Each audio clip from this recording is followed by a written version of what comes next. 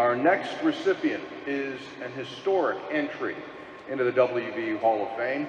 As we celebrate the 50th anniversary of Title IX, we honor and we enshrine the very first female athlete to compete on a team in the history of West Virginia University. Would you please direct your attention to the video board as we welcome Marilee Hohmann. Marilee Hohmann was the first female athlete to compete on any WVU athletic team in 1961, 11 years before Title IX became federal law. The Fairmont, West Virginia native competed on the WVU rifle team from 1961 to 62. She became the first woman ever to compete in an athletic competition at the United States Military Academy at West Point. Her exploits as a modern-day Annie Oakley were published in numerous media outlets such as Sports Illustrated, the New York Times, and Stars and Stripes. She captured a national rifle championship at Camp Perry, Ohio in 1959 at the age of 16. Hohmann was encouraged to shoot competitively by her father, Harold, who had won a national championship in 1958.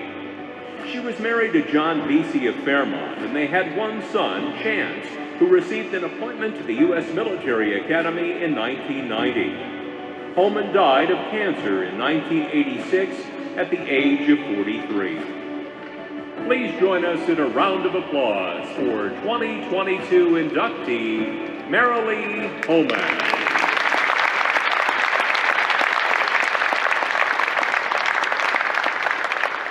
We are honored and delighted to be joined by Marilee's granddaughter, Kaya Vesey, this morning, and she will formally accept for her grandmother. Please welcome Kaya.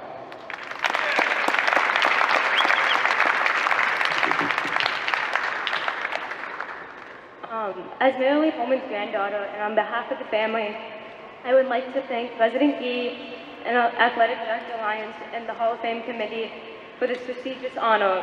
I know my grandmother would be thrilled to share the stage with these greats and to be in the Hall of Fame with many other wonderful female athletes like Miss Aslan and Coach Beasley, who each came to campus 45 years after Marilee. My grandmother attended East Fairmont High and won a national championship for small bore rifle shooting at the age of 16.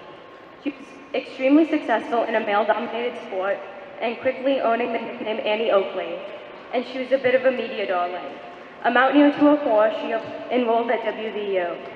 I know Marilee would want to remind us that nobody gets to the Hall of Fame on their own. Therefore, our family would like to specifically recognize the late Captain Charles Means, who was the coach of that rifle team, and the former athletic director, Red Brown.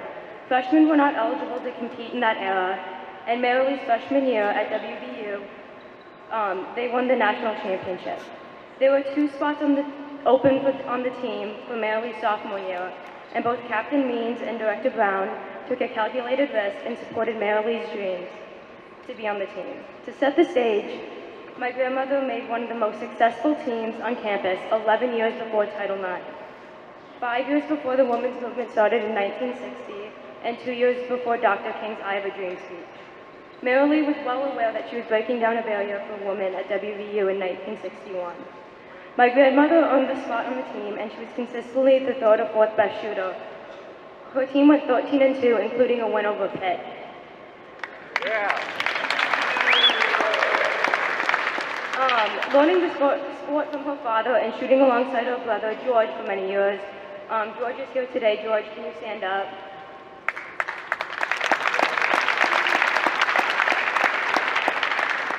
The family sought perfection. My grandmother started practicing seriously when she was 12, every day after school at a rifle club on Indiana Avenue in Fairmont.